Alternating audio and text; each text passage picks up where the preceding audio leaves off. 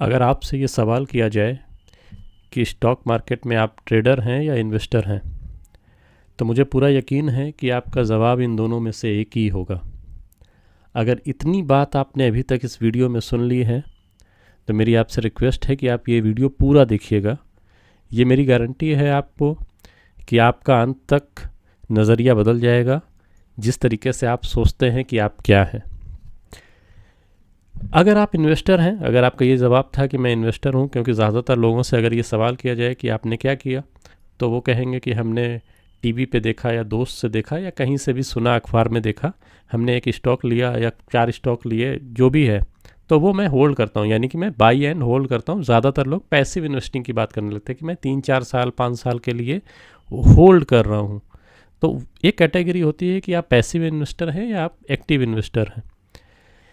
लेकिन अब सवाल ये आता है कि आपने कोई शेयर बाई किया या आपने कोई भी इंस्ट्रूमेंट बाई किया, आपने उसमें इन्वेस्ट किया है, तो जाहिर सी बात है कि आप उसके अंदर में आउटकम चाहते हैं, यानी कि आप उससे रिटर्न चाहते हैं। ठीक है, तो वो रिटर्न टाइम के साथ में आता है, यानी कि क्या कि अगर आपने कोई XYZ कंपनी का शेयर बाई किया तो आपका एक एक्सपेक्टेड रिटर्न होना चाहिए कि भाई हम 3 साल के अंदर में ये एक्सपेक्ट करते हैं कि इतने % का रिटर्न हमको जनरेट होगा। तो क्या इस तरीके से आप सोचते हैं, या और इस तरीके से सोच के आपने कोई शेयर बाई किया है क्या, या सिर्फ आपने अभी तक ऐसे ही बाई किया, या फिर आप एक एक्टिव इन्वेस्टर हैं प्योर, जो अपना पोर्टफोलियो मैनेज करता है, वो अपने स्टॉक्स देखता है, टाइम टू टाइम स्टडी करता है, जिन स्टॉक्स को लेता है उन कंपनी को ट्रैक करता है। तो अगर आप इस तरीके के हैं तो आप एक एक्टिव इन्वेस्टर कहलाते हैं। पूरी बात सुनिएगा लास्ट तक, फिर आगे और बात करेंगे। अब थोड़ा डेटा मैं देता हूँ आपको NSE से।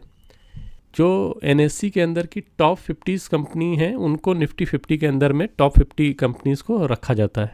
ठीक है, लेकिन मज़े की बात यह है कि आज तक के इतिहास में 100 से ज़्यादा कंपनियां निफ्टी के अंदर में इंटर कर चुकी हैं। इसका मतलब यह है कि बहुत सारी कंपनियां निफ्टी 50 को छोड़ के भी जा चुकी हैं, और सिर्फ 12 कंपनियां ऐसी हैं जो आज तक, यानी कि जब से निफ्टी 50 पैदा हुआ है तब से आज तक उस निफ्टी 50 के अंदर में है। रिलायंस, हिंदुस्तान यूनिलीवर, टाटा मोटर, और ये सब आपके सामने है।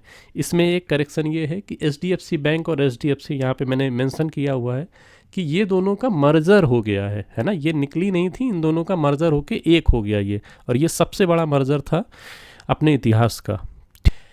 तो कुछ एग्जाम्पल मैं आपको देता हूँ। सबने नाम सुना होगा इंडिया बुल हाउसिंग फाइनेंस का, जिसका नाम जो है अभी सम्मान कैपिटल कर दिया गया। मैंने यहाँ पे लिखा हुआ है सम्मान कैपिटल के नाम से आने लगा है। 2018 में ये 1284 का हाई बनाया था, यानी कि 1300, यानी कि मान लीजिए कि कोई आदमी 2018 में इसको इंडिया बुल्स को लेता है, आज की तारीख में वो क्या है, 138 रुपये। ठीक है, क्योंकि आपने बाई किया और आपने होल्ड किया तो वो आज 138 रुपये का है। आपने यस बैंक, बहुत अच्छा स्टॉक था किसी टाइम पे, लेकिन यस बैंक में कुछ हुआ, वो स्टॉक 360 रुपये का हुआ था, फिर आके अभी 19-20 रुपये पे घूम रहा है। कमाल की बात यह है कि ये यस बैंक जो है इसको बाहर किया गया, और यस बैंक की जगह पे कौन सी कंपनी लाई गई, श्री सीमेंट। और कमाल की बात यह है कि श्री सीमेंट भी आज की तारीख में निफ्टी 50 से बाहर हो गई, यानी कि यस बैंक को रिप्लेस किया श्री सीमेंट ने, और श्री सीमेंट को भी किसी ने रिप्लेस कर दिया, यानी कि श्री सीमेंट जो थी वो इस निफ्टी 50 के अंदर में थी और आज वो बाहर हो गई। ठीक है, और अब वेदांता की बात कर लेते हैं। ये बहुत इंटरेस्टिंग है। वेदांता क्या है, स्टील मैन्युफैक्चरिंग में एक अच्छी कंपनी है। 2018 में इसका शेयर प्राइस 350 था।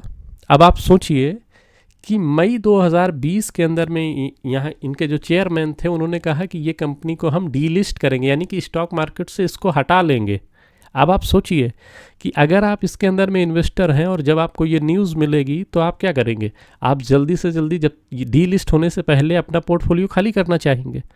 लेकिन होता ये है कि अक्टूबर 2020 के अंदर में ये कंपनी डीलिस्ट नहीं हो पाई, फेल हो गई डीलिस्ट होने से, और आज नवंबर 2024 में जब मैं ये वीडियो बना रहा हूँ तो ये वापस से 444 रुपये की है।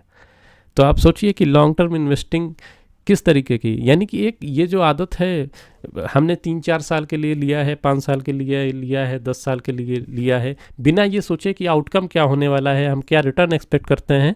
आप सोचिए कि यहाँ पे आपके इमोशन किस तरीके से आपको हैंडल करेंगे। और देख लीजिए जो रिसेंटली अभी कुछ निकली हैं कंपनियां, जी इंटरटेनमेंट 2018 में 600 रुपये था, 2020 में निफ्टी 50 से बाहर हो गई और आज ये 120 रुपये की है। और मैं अब आपको कुछ चार्ट पे ले चलता हूँ जो अभी रिसेंटली निफ्टी 50 के अंदर में हैं, लेकिन पिछले 4 सालों में उन्होंने क्या किया, और वो बड़े नाम हैं, मैं दिखाता हूँ आपको। तो HDFC से शुरू करते हैं। HDFC की बात हुई थी, है ना, उसने मर्जर भी किया हुआ था।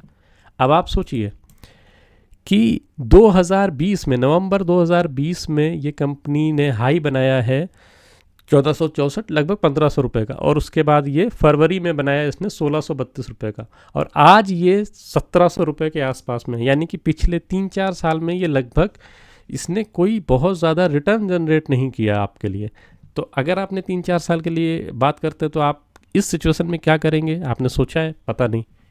आगे देख लीजिए, एशियन पेंट इंडस्ट्री का ये एक हीरो स्टॉक है, यानी कि ये इससे बढ़िया स्टॉक पेंट इंडस्ट्री के अंदर में नहीं है। ठीक है, आज की तारीख में बहुत सारे कंपटीटर आ गए। अब ये ऐसा क्यों कर रहा है? अब आप देखिए कि सितंबर 2021 में इसने हाई बनाया है 3500 रुपये का, और आज ये पिछले 3-4 साल के बाद में आज ये 2474 रुपये पे है। ठीक है, और ये निफ्टी 50 का स्टॉक है इस, और अपनी पेंट इंडस्ट्री का हीरो स्टॉक है, ये भी समझ लीजिए। और देख लीजिए आप कोटक बैंक। ठीक है, अब आप देखिए नवंबर 2020 में ये 1875 का है, इसने हाई बनाया है 1948 का। ठीक है, दिसंबर 2020 का इसका हाई है 2000 रुपये का, और आज की तारीख में ये कितना है, 1700 रुपये। पिछले 3 साल में आप देखिए ये प्राइस, ये चार्ट दिखा रहा हूँ मैं, यहाँ पे सिर्फ प्राइस दिख रहा है कैंडल स्टिक के फॉर्म में, तो ये 1700 रुपये का स्टॉक है। तो लॉन्ग टर्म इन्वेस्टिंग का मतलब ये नहीं है कि आपने कोई भी स्टॉक लिया और उसको लेके भूल गए। ठीक है, वो यस बैंक भी हो सकता है, वो कुछ भी हो सकता है। ठीक है, और आपको कुछ और स्टॉक दिखा देता हूँ मैं। IOC देख लीजिए आप फटाफट से, इंडियन ऑयल कॉरपोरेशन। ठीक, ये अभी बाहर हो गया है। ठीक है, अब आप देखिए ये अभी 2017 में ये 150 रुपये का था, वापस से अभी इतने साल बाद वापस से ये 138 रुपये का है। ठीक है, आप गेल देख लीजिए, ये भी बाहर हो गया। ठीक है, तो ये अभी 200 रुपये का है। ठीक है, और आप देख लीजिए श्री सीमेंट की मैंने बात करी थी, अच्छा स्टॉक था। अब आप देखिए श्री सीमेंट, ये स्टॉक मई 2021 में इसने हाई बनाया है लगभग 32,000 रुपये का, और आज की तारीख में ये कितना है, 24,000 रुपये का। तो ये सब चीज़ें हैं, ये सब चीज़ें आपको पता होनी चाहिए कि मार्केट ऐसे नहीं चलता है जैसे आप सोचते हैं। बाई एंड होल्ड वालों के लिए मैं बात कर रहा हूँ। ठीक है, जो लोग अपना पोर्टफोलियो ट्रैक कर रहे हैं, टाइम टू टाइम देख रहे हैं, उनकी अलग बात है। अब बात आती है कि होना क्या चाहिए, तो वापस अपनी PPT पे आते हैं। तो ट्रेडर, अभी तक हमने बात की इन्वेस्टर की, अब ट्रेडर क्या करेगा और ट्रेडर किस तरीके से होता है। तो ट्रेडर जो फोकस करता है वो होता है डिमांड एंड सप्लाई पे। ठीक है, वो प्राइस पे बात करता है। अब एक और बात समझ लीजिए, जो इन्वेस्टर है, इन्वेस्टर का मतलब है कि वो वैल्यूएशन की बात करता है। मतलब क्या, एक बहुत छोटा एग्जांपल मैं आपको देता हूँ। मान लीजिए अचानक से सोने का दाम आज की तारीख में जो है उससे काफ़ी घट जाए, तो आपको क्या फील आएगा कि हाँ यार, सोने का जो दाम है ये घट गया है, यानी कि ये इसकी वैल्यूएशन कम हो गई है। ठीक है, और इन फ्यूचर आपको लगेगा कि ये इसकी डिमांड बढ़ेगी, यानी कि इसका वैल्यूएशन बढ़ना ही है। ठीक है, तो आप क्या करते हैं, इन्वेस्टर का मतलब ये है कि वो कोई भी चीज़ वो सोचेगा कि भाई इसका जो एक्चुअल वैल्यू है, उस वैल्यू से अगर ये नीचे मिल रही है तो ये उसके लिए फ़ायदे का सौदा है खरीदना। ठीक है, क्योंकि उसको ग्रोथ दिख रही है ना, तो वो उसको बाई करेगा। कि भाई उसको लग रहा है कि इसकी वैल्यूएशन होनी चाहिए 1000 रुपये, लेकिन ये मिल रहा है हमको 700 रुपये, यानी कि 30% के डिस्काउंट पे मिल रहा है। तो वो सोचेगा कि भाई कोई चीज़ जो 1000 रुपये की वो हमें 30% के डिस्काउंट पे मिल रही है, दिस इज़ अ गुड, है ना, this is a good buy. Trader क्या करेगा, वो वैल्यूएशन पे नहीं जाता है, वो प्राइस की बात करेगा कि भाई कोई चीज़ 100 रुपये की है, हमको लगता है कि ये 100 से 150 रुपये जाएगी, तो वो उस 50 रुपये के स्विंग के लिए बाई करता है। ये मेन डिफरेंस होता है इन्वेस्टर और ट्रेडर की मानसिकता के अंदर में। लेकिन जब आदमी को पता नहीं होता है तो वो क्या है कि वो बातें करता है इन्वेस्टर होने की, लेकिन हरकतें करता है ट्रेडर वाली। यानी कि क्या है, उसने 4 स्टॉक लेके रखे हुए अपने पोर्टफोलियो में और हर दूसरे दिन देख रहा है, और हो सकता है कि आजकल तो मोबाइल आ गया, हर 2 घंटे बाद देख रहा है कि अरे इसका एयरटेल का प्राइस इतना हुआ, इसका प्राइस इतना हुआ, घट गया, बढ़ गया। अरे तुम प्राइस क्यों देख रहे हो? तुमने कंपनी में इन्वेस्ट किया। इन्वेस्टर का मतलब है आप कंपनी में इन्वेस्ट कर रहे हो, ठीक है, कंपनी की ग्रोथ में आप इन्वेस्ट कर रहे हो।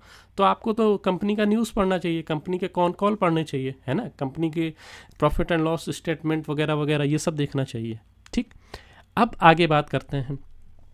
एक सिद्धांत है नेति नेति का सिद्धांत। नेति नेति का मतलब क्या? ना ये ना वो। मतलब क्या कि ना ये सही है ना वो सही है। यानी कि ना मैं ये हूँ ना मैं वो हूँ। मतलब ना मैं ट्रेडर हूँ ना मैं इन्वेस्टर हूँ। मैं कौन हूँ? अपॉर्चुनिटी हंटर, है ना, अपॉर्चुनिटी हंटर। नॉर्मली लोगों को अपॉर्चुनिटी हंटर होना चाहिए, ठीक है। अगर आपको लगता है कि कोई ईटीएफ, अब मैं नॉर्मल एक जनरल पब्लिक की बात कर रहा हूँ, अगर उनको इन्वेस्ट करना है, इन्वेस्ट करने के लिए ईटीएफ बेस्ड इंस्ट्रूमेंट है, ठीक है। आपको इन्वेस्टमेंट ईटीएफ के थ्रू करना चाहिए। और अगर आपको उतना भी नहीं समझता तो आपको म्यूचुअल फंड के थ्रू करना चाहिए, ठीक है। अदरवाइज आपको ईटीएफ में जाना चाहिए। और फिर अगर आपके पास नॉलेज कितना है उस हिसाब से आपको काम करना चाहिए। पहले तो आप अपना नॉलेज गेन करिए और फिर धीरे धीरे पता करिए कि भाई मार्केट में काम कैसे होता है, ठीक है। तो अब मैं टाइम इंटरवल के हिसाब से आपको समझा देता हूँ कि आपको किस तरीके से देखना चाहिए। मतलब अगर आपको थोड़ा बहुत चार्ट देखना आता है और अगर आप मंथली चार्ट देख रहे हैं तो आप कौन हैं? तो आप अल्ट्रा लॉन्ग टर्म इन्वेस्टर हैं। मतलब कि क्या, आपका 5 साल से ऊपर का विज़न है, ठीक है, आप उस तरीके के व्यक्ति हैं। अगर आप वीकली चार्ट देखते हैं तो आप लॉन्ग टर्म पोजीशन कैरी कर रहे हैं। यानी कि क्या, आप 1 साल से ज़्यादा के लिए पोजीशन कैरी कर रहे हैं तो आपको वीकली चार्ट देखना चाहिए। यानी कि आपको संडे संडे को चार्ट देखना चाहिए, संडे संडे को बैठ के 1-2 घंटे अपना स्टडी करना चाहिए, ठीक है। अगर आप डेली चार्ट देख रहे हैं, यानी कि आपकी मीडियम टर्म पोजीशन है, यानी कि कुछ सप्ताह से लेके कुछ महीने, यानी कि मान लीजिए, अब इस बात को मैं ऐसे समझा देता हूँ, वीकली वाले के लिए समझा देता हूँ कि मान लीजिए किसी वीकली चार्ट देखने वाले ने कोई स्टॉक, मैं चलो नाम भी ले लेता हूँ कि मान लो उसने आईटीसी बाई किया। अब उसने आईटीसी बाई किया, उसने कहा कि भाई मुझे लगता है कि ये अगले 1 साल के अंदर में ये 50% बढ़ जाएगा या 40% बढ़ जाएगा, ठीक है। अब आप सोचिए, उसने ये सोचा कि 1 साल के अंदर में 40% बढ़ जाएगा। अब अगर अगले 6 महीने में वो स्टॉक 35% बढ़ जाए तो उसको क्या करना चाहिए? क्या ये आपने सोचा है या इस तरीके से आप सोचते हैं? तो जाहिर सी बात है, सवाल अगर ये है तो जवाब तो यही है कि अगर 6 महीने में 35% का रिटर्न मिल गया तो आप उसको बुक करिए। आपने लंबा समय सोचा था लेकिन कम समय में ही ज़्यादा रिटर्न मिल गया तो आपको तो बुक करना चाहिए, है ना। अब आप उसके लिए वेट नहीं करेंगे ना कि 5% के लिए चलो और वेट करते हैं। तो ये अच्छी स्ट्रेटजी क्या है कि चलो ठीक है, ये कैपिटल बुक करा, 35% बुक करा और फिर उसको दूसरी जगह इन्वेस्ट किया।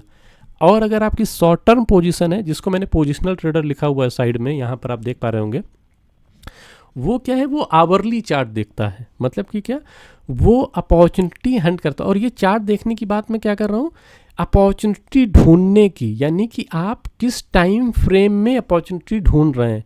यानी कि आप आवरली चार्ट पर अपॉर्चुनिटी ढूंढ रहे हैं इन्वेस्ट करने की, ट्रेड करने की, ठीक है।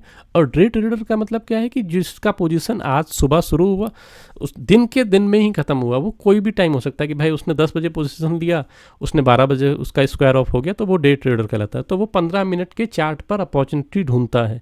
स्कैल्पर क्या है, वो 1 मिनट के चार्ट पर अपॉर्चुनिटी ढूंढता है ना। तो मैंने कहा था कि नेति नेति मतलब ना मैं ये हूँ ना मैं वो हूँ। आपको क्या होना चाहिए, आपको अपॉर्चुनिटी हंटर होना चाहिए। अगर आपको मंथली चार्ट पे दिख रही है तो आप मंथली पे आप उसके हिसाब से काम करिए। आपको आवरली पे दिख रही है तो आप आवरली के हिसाब से काम करिए। यानी कि क्या, आपको पानी की तरह होना चाहिए, ठीक है। हमें जहाँ जैसा माहौल है उसके हिसाब से अपने आप को एडजस्ट करने को आना चाहिए। यही होता है नेति नेति का सिद्धांत, न मैं ये हूँ न मैं वो हूँ। आई होप आपको समझ में आया होगा। इसका अगला पार्ट हम और बात करेंगे, उसमें टाइम इंटरवल के, यानी कि अभी हम इस पे बात करेंगे कि भाई ये तो हो गया, लेकिन एक होता है कि भाई हमने चार्ट ये देखा लेकिन ट्रेंड थोड़ा बड़े टाइम फ्रेम पे देखना चाहिए। तो 3 टाइम फ्रेम आपको देखने चाहिए। वो क्यों 3 टाइम फ्रेम देखने चाहिए उसका आप देख लीजिए कि देखिए 3 बहुत इंपॉर्टेंट नंबर है। आप देखिए कहीं पर भी जाइए, अगर कहीं पे प्राइस डिस्ट्रीब्यूशन होता है तो आप देखना फर्स्ट सेकंड थर्ड होगा, ठीक है। अगर आप मान लीजिए संगीत में जाएं तो वहाँ पे तार सप्तक, मंद्र सप्तक, मध्य सप्तक, 3 सप्तक होते हैं। इसी तरीके से ब्रह्मा विष्णु महेश, यानी कि 3 नंबर बहुत इंपॉर्टेंट है। तो टाइम के अंदर में भी 3 टाइम आपके पास होने चाहिए, यानी कि क्या, जिस टाइम पे आप खड़े हो उस टाइम से एक ऊपर का टाइम, और जिस टाइम पे आप खड़े हो उससे एक नीचे का टाइम। इस पर थोड़ा डिटेल में एग्जाम्पल के साथ में बात करेंगे नेक्स्ट वीडियो के लिए।